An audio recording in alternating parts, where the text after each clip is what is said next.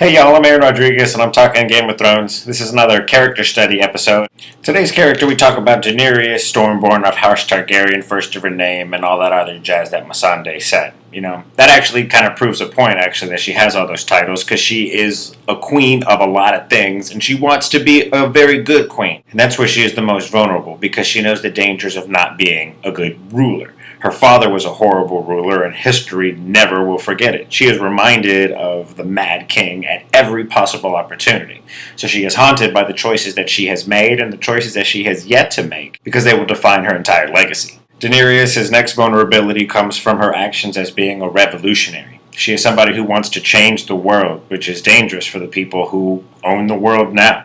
Change makes the strongest of enemies. It put her at war with the great masters in Essos. It puts her at risk with the great houses in Westeros. And then it puts her under the pressure under the Iron Bank now that they're backing the Lannisters. And the Iron Bank is something to fear because it scared Tywin and it scared Lady Olenna. One of the great things about the show is that often a character's strength will often become a weakness rather quickly. So what is one of the great strengths that Daenerys has going for her right now? Well, man, there's a lot, but the fact that she is a mythological creature, in a sense.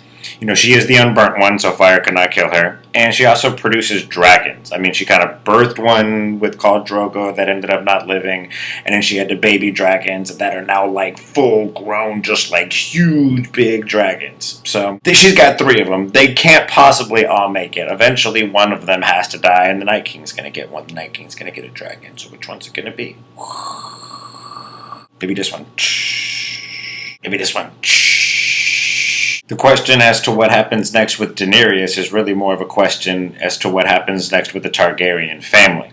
7 years ago at the beginning of this series, it kind of seemed like this show was going to be about Ned Stark. And then after he died at the end of season 1, it kind of seems like the story was going to be really more about the Starks in general. As it's really progressed, we understand now it's more a Targaryen storyline. Daenerys carries the Targaryen storyline.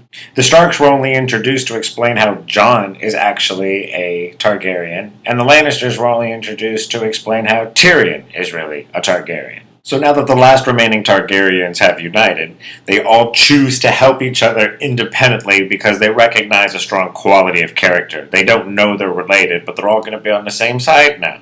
So the 3 best friends team up and they defeat Cersei, and then they all get on their dragons, and then they defeat the White Walkers and just burn them all. Shh, wait for me, guys.